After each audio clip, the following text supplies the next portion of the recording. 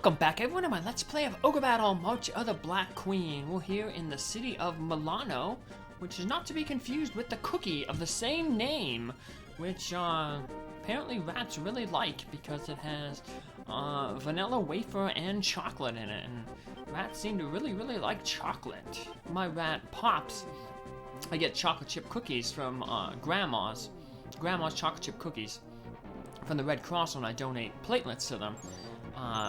So I've been giving Pops, for a treat, pretty much these chocolate chip cookies. Well, the other day, I went to the dining facility on the base, and they had vanilla chocolate chip cookies. And took one of them home and gave it to Pops, and he loved it. He ate it right away. So it was something different, and so I don't know if he really likes it more than the regular chocolate chip cookies, but he did eat it right away, so definitely a fan of it. So I'm sure he would like Malano cookies too, so maybe I'll have to go to the store and pick some up. I have some coupons for the food line that I shop at that I have to use by the end of the month, so maybe I'll look for some Malano cookies for my good buddy Pops, who's hanging out with me right now on my lap, which he tends to do when I do these little commentaries. So yep, I have my rat here on me, and you have your ratty hero Orpheus leading his army to victory over the Imperial forces here. So, well, this will be a battle we're guaranteed to win, because these enemies can't hurt us at all. So they could stun us and make the battle really annoying. Thankfully they missed stunning us, so, and we hit them, so we'll take out one of the witches at least. Witch? The witch on the right. So, yep, take care of that witch. So, we'll take care of the next one the next time we fight this one. So, as you can see, that one unit is trying to get back to base 2, but it's stuck on the wall. So, yep, another reason why we don't want to destroy these walls right away. I think we have some termites. We found quite a few termites from defeating enemy units. But like I said in the last episode, even if we didn't have any termite units, any termites from defeating enemy units, we will get some termite units in one of the cities in this map. So, but we won't be destroying the walls until pretty much all the Imperial units are taken care of. So, because the walls are actually helping us out right now. So that'll be much later. But what won't be later is I will finally talk about Dungeons and Dragons. I know I hinted at it last time, but then I got stuck talking about that other story about Iraq and the time it was kind of scary and with the money and stuff like that. So I didn't get a chance to finish it. So, but now I will talk about it now. Yeah, I know a little bit about medieval weaponry because of in Dungeons and Dragons, which is a pen and paper, or pencil and paper basically, because you're doing a lot of erasing. Pencil and paper role-playing game where you pick a character and you role-play them, and just make up little fantasy adventures and stuff like that. So I did that with some friends back in high school, and then with some new friends that I found in college for a little bit, but I ended up stopping doing that because before I went over to Iraq, I went home for leave to visit my family, and I played a little adventure with some folks. So Malano is a natural fortress surrounded on 3 sides by a lake and on the other side by mountains. Because of that, Malano was able to maintain its independence for a long time. As you can see, the city is now surrounded by walls and has become almost impregnable. But yeah, I had a little, we had a little adventure going on the week that I was home. Spent a lot of time with these 2 folks who I played with. But then I went off to Iraq. I was there for 14 months, and then it was a long time until I got home. Because even when I did get home, I had to stay because they did the post-deployment, cool down basically, where they make sure that everything's okay, you're not injured, you're a sound mind and stuff like that. Because there was a lot of veterans issues popping up, you know, stress, you know, being in a war away from family for so long. So it was a while, probably like maybe 2 years before I actually got to come back home. And for some reason, of course, you know, like, you know, my friends were like, hey, let's play this D&D again, so we started playing it, and I was the dungeon master, which is the person who kind of leads the story, and, yeah, it's just like 2 years since we played it, you know.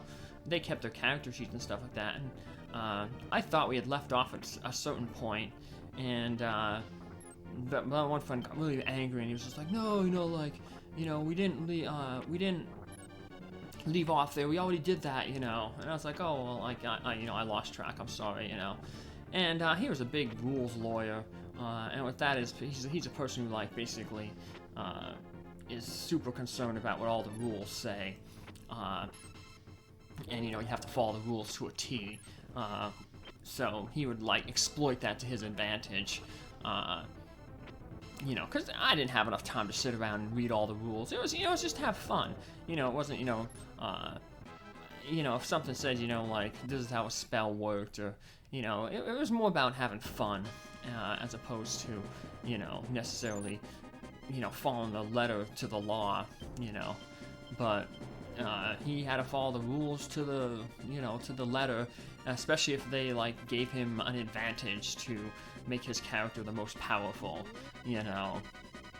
So, yeah, I was like, dude, like, we're just trying to have fun here, but it was all about, you know, he had to be the most powerful, he had to have the most, you know, thing. So, I remember the final turning point was, he was supposed to, like, they were looking for an artifact, three parts of an artifact, an ancient artifact, so it's kind of like an Indiana Jones type adventure. So, like I said, the one thing that I thought they went through this cave and found the first artifact, or they were in the cave. I thought they didn't go through the cave, but apparently he was like, no, we went through the cave and we found the one part already, you know.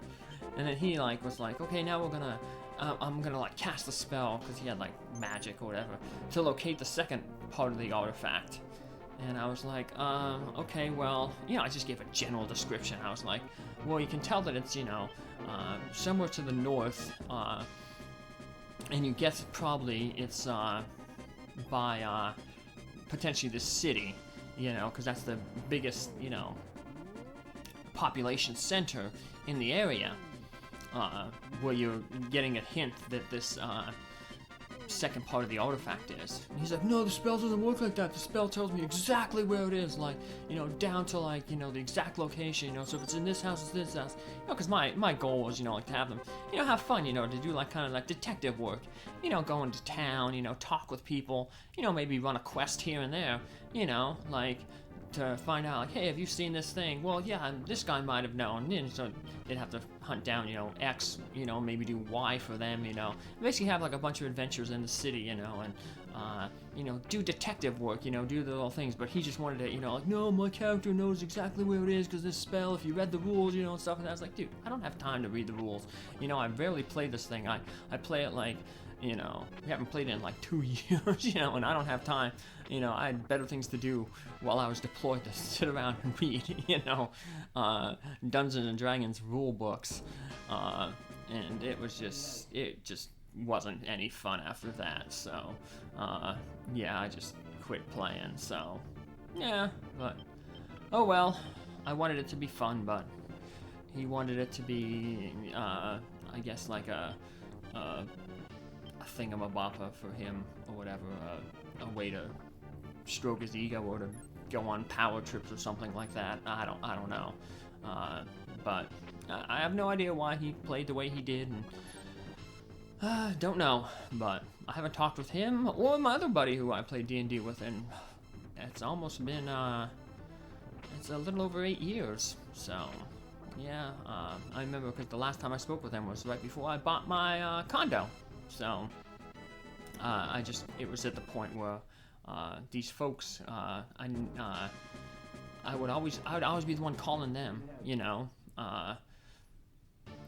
I would, you know, I'd call them, and of course they had the phone numbers and stuff like that, you know. So I'd be calling them, and, you know, but then they would never call me, you know. And I was like, I wonder, like, how long it's gonna be until, like, they ever call me. The one was not the one who was the the power leveler, the one who was so strict with the rules. But the other guy, I used to get his, I used to send Christmas cards to him and his family, and he had 2 kids. I'd send his kids birthday cards every year. I even bought like his kids, because I was a single guy. In the army, all my bills were basically taken care of. Health insurance was taken care of through the army. My housing was taken care of because I lived in the barracks. So, I didn't have even though I wasn't getting a lot of money, being in the army, it's not a high-paying job. The benefits more than make up for it. So I had a lot of, expendable, disposable income. So, like, I, treat his kids. I got them, like, school supplies. I, bought them backpacks, pencils, pens, stuff like that, for school, And then I always send, like, Christmas cards, maybe about $20, not much, but, just something that, they can buy a toy or something like that for Christmas. And, yeah, I never got anything back from the guy. The guy would never, even send a thank you or anything. So I just kind of, like, cut ties. I figured if you kind of, there's plenty of ways, you had my phone number, you can, call me and just say thanks. Text me, say thanks. You could, email me, say thanks. You could write a card back and say thanks, but never got any of that, so I was just like, well, I guess I don't really matter all that much, so just cut off, so. But unfortunately, that's how things happen. You grow up, and people who were once good friends, you lose touch with, and, I mean, I don't hold any ill will to the guy. Life's too short. Life is too short to be, hating or holding grudges, type thing like that. But, I just, we went our separate ways, I went to the army, he stayed back in the hometown we grew up in, and, obviously while I was away in the army, he got new friends, and, so I guess, like, just growing up, I mattered less, to him because there was so few interactions, but, yeah, his kids are probably all grown now, so they're probably maybe at a high school or college. So, yeah, like I said, but it's been, like I said, almost 10 years since I talked with the guy. So, don't know, but I doubt he watches videos. But if he does, hey, you probably know who I'm talking about. So, you know if I'm talking about you. So, hey, hope everything's going well with you and your family. So, and the same for the other guy too. So, but like I said, just mainly lost touch. So. But it happens, but you find new friends, life goes on, and you keep pushing forward. So even though things didn't, I guess, in a sense, work out and that we no longer talk with one another, I still have some interesting stories from those times, and I think that's what life is all about, in the end, it's all about, making connections and making memories, and even if those memories don't necessarily last, or the people in those memories don't necessarily last, you'll always have those memories to, look back on and remember. So I remember some weird things, like the buddy who never wrote back to me or thanked me, who had the 2 kids. He had a dwarf barbarian, and barbarians are, not known to be, tend to be, there's a thing called dump stats, where based on your class, there's certain stats. You have 6 stats. You have your strength, your dexterity, your constitution, your intelligence, your wisdom, and your charisma. And in certain classes, more stats are more important than others. So like a wizard needs intelligence. They don't need strength because they need intelligence to cast their spells. They don't need strength because they're not swinging a sword. Well, barbarians are like kind of the opposite. They don't need to be intelligence because their big thing is they need to be strong, dexterous, and, in good health. So they need strength, constitution, and dexterity. Their intelligence can be a dump stat. So he had, basically, no intelligence in this barbarian, which was kind of a joke because the way he played the character, he would often forget to mark down the damage that he took. Like I said, there's a lot of, if you're getting in combat and you fight, you have to say, like, these guys have, like, 100, like, this guy has 90 hit points right now. Well, we damage him, well, the computer automatically takes care of it and, deduces the amount of hit points based on the damage he took. Well, this guy was kind of lazy, I guess, and, he always forget to mark down his hit point damage. So, he'd start the battle at 90 hit points, he'd get hit for 30, but he would forget to mark down that he took 30 hit points, damage. So, like, you'd be hitting this guy, and you'd be like, what's your character's hit points at now? And he'd be like, I think I'm at 90. You're like, how could you be at 90? Like, you were at 90 at the start of the battle, and you got hit twice. And he's like, well, I forgot to mark it down. So, like, the running joke was that his dwarf barbarian, was, like, too dumb to die. He like, was too dumb to, like, do numbers. So, it was kind of those, meta, like kind of Looney Tunes where the character runs over a cliff, but he floats until he realizes he shouldn't be able to float. It was like that. Like, this guy was too dumb to realize he was actually injured. Many people have come here to see the wedding ceremony in Malano. I was planning going to see the wedding, but there's going to be a battle, right? Yes, there is, and there's a battle right now. Gotta run! So, yeah, that was the running joke, that his dwarf was so dumb that he was, like, too dumb to die, because he'd never take any damage from his hit points, so. And it goes back to, like I said, about the other guy, who was so, like, bent up on rules, that story, about the dwarf paladin who's too dumb to die, in the end, that was, like, more important and more funny and more memorable, and led to so many more interesting moments than if you actually follow the rules. Because like I said, in the end, the whole thing is to have a good time. Laugh with your friends, do wacky, zany adventures, stuff like that.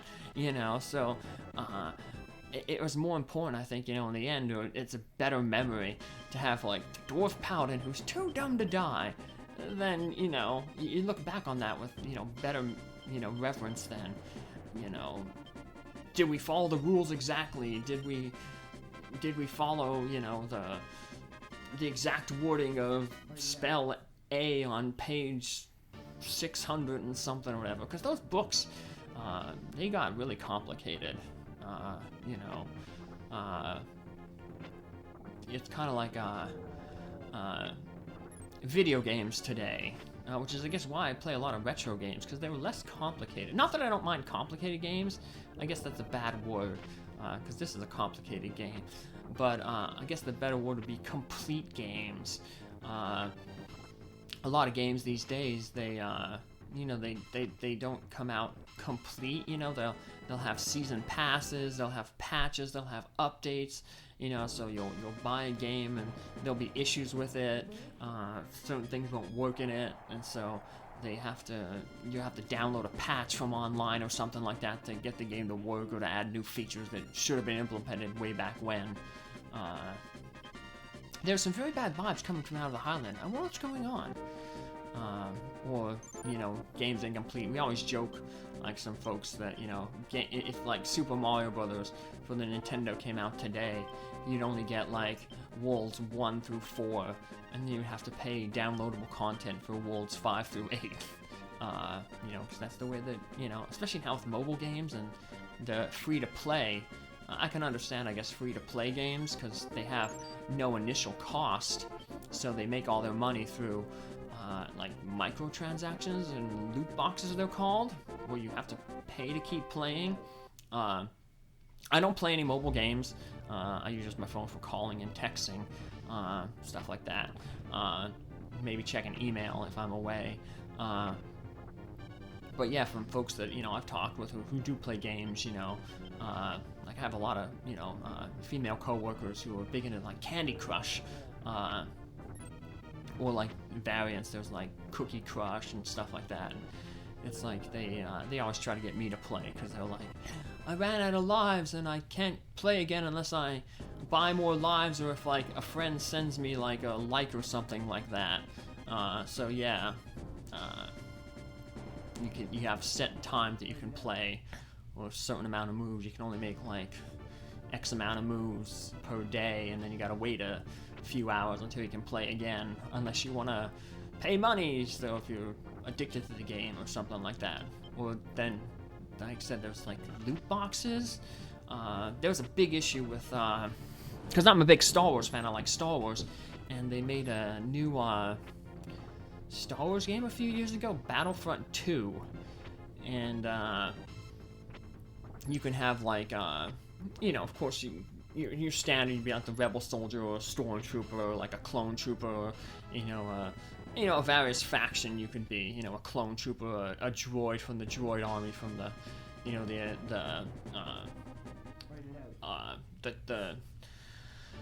the trilogy, the prequel trilogy. You know, you'd have, you know, so you can play as those characters, but of course nobody wants to play a generic character. You know, you want to play Luke Skywalker, or you want to play Darth Vader, or, you know, or maybe Lando, or, you know, Han Solo, you know, Princess Leia, you know, Anakin, Padme, you know, Chewbacca. You know, you want to play a special character, but, you know, in order to get that special character, you would have to like pay money to potentially get that character. But it was like gambling. Like you can pay like, you know, $5 and you can get a chance to pull a special character. We'll say you wanted to play Han Solo. You know, okay, I'll pay $5, but then they're like, okay, you pull a special character and you randomly get assigned Chewbacca. I was like, I don't want Chewbacca, I wanted Han Solo. Well, too bad. You know, you're playing the odds, you're gambling to pull out this character that you may want. So, yeah, I think even the government got involved with, you know, the predatory practices of, you know, these mobile games and stuff. So, I think EA, the producer of that Battlefield, took a lot of heat for, you know, basically spoiling the game by making you have to pay to get stuff, you know. Or there's also a thing called pay to win. There was some bad bots coming out of Hotland. I don't know what's going on. Where, like, if you were just playing normally, let's say they'd, I don't know. I'm just making stuff up because, like I said, I don't really play. But say, like, you're playing normally, and you would just get, like, you're playing a space battle. Well, normal people only get, like, a TIE fighter. Well, if you follow Star Wars, TIE fighters don't have any shields. So they're, you know, they're fast, but they're cheaply designed. They're fast. You know, they're meant to fly in, shoot, and then, you know, run away. They don't have shields, which is why they get blown up so easily. Where, like, some other ships, like the X-Wing or the Y-Wing and stuff, they have shields, you know, and instead of just having lasers, they have proton torpedoes or ion cannons, you know, that can disable ships. You see that in the movies, you know, like in Rogue One, the Y-Wings shut down that Star Destroyer by shooting with their ion cannons. Ion cannons basically like fry they overload the electrical systems in a ship. You know, TIE fighters don't do that. They just have their regular, you know, lasers. So, you know, a TIE fighter versus an X-Wing, the X-Wing's better.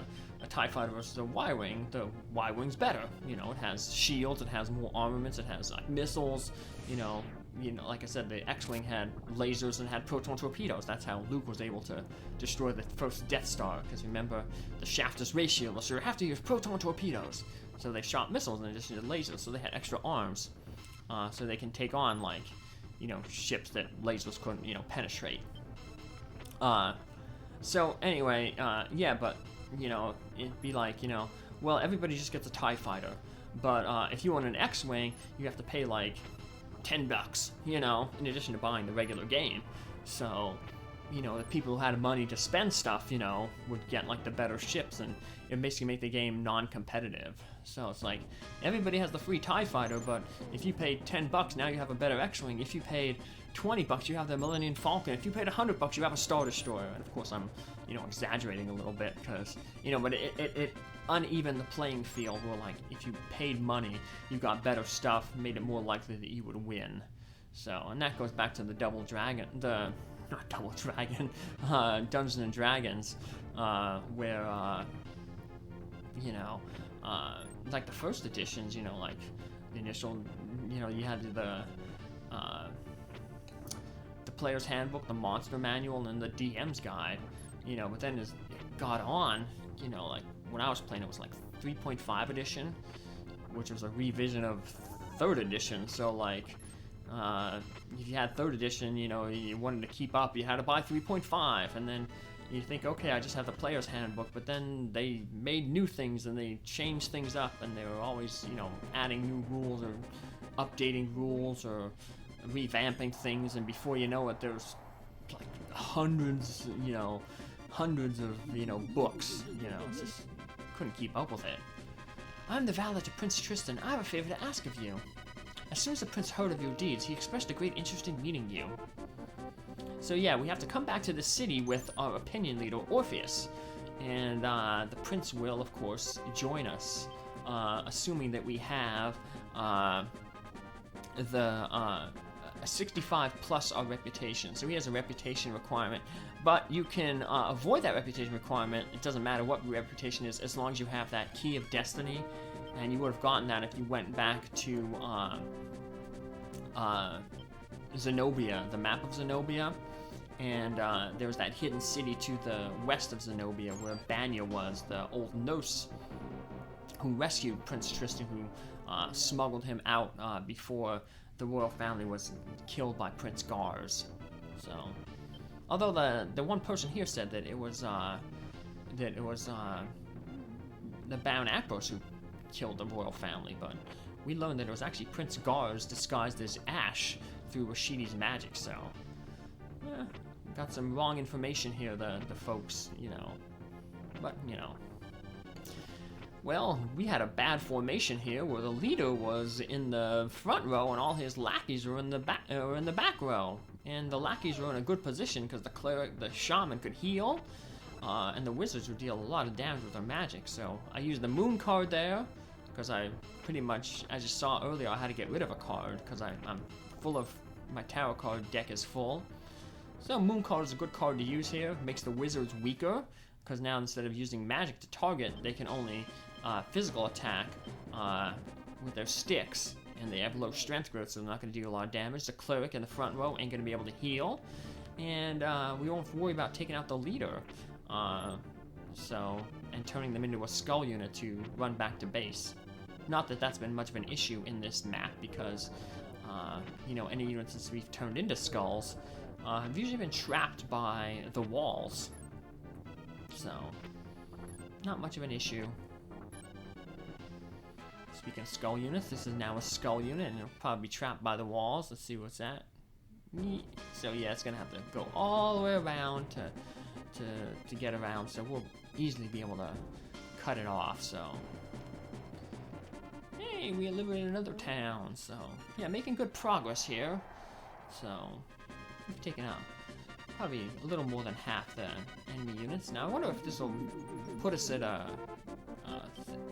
Did you hear about the runaway bride? I heard that she ran off toward the Castro Valley. Yep, we got her. I wonder if this is gonna pull up the, pull up the expenses, yeah, so. Now if it was just right, like I said, right at midnight there, you know, it's a 50-50 shot, I guess. Well, not really 50-50, but if you're a little over midnight, it'll move the clock forward to noon. But if you were just striking midnight, then it would move it back to the noon the previous day, so we wouldn't have the bug. It's okay either way because we've liberated enough cities that tribute-wise, we actually gained money.